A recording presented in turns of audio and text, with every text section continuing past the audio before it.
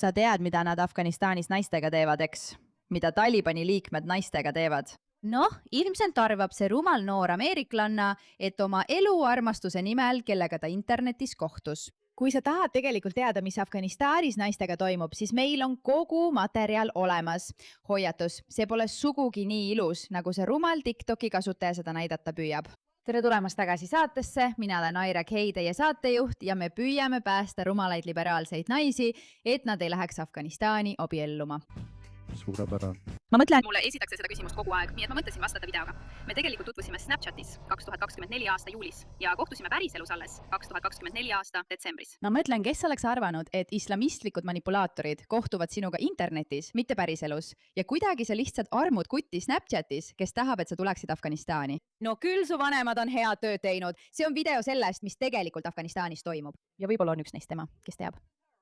Afganistanis on naistel keelatud töötada, aga mitte külmas kerjata, samal ajal kui meestel on täielik vabadus.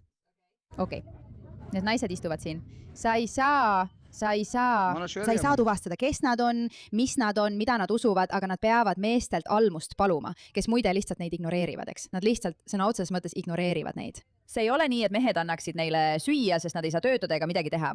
On tore, et mehed on lubanud neil üldse väljas grupis istuda ja toidupalukesi kerjata. Jällegi, vaata, kuidas need mehed ei vaata neid naisi ega mõtle, et okei, kuna me oleme neilt kõik ühiskondlikud hüved ära võtnud, miks me siis ei võiks neid toita? Ei, seda nad küll teha ei taha.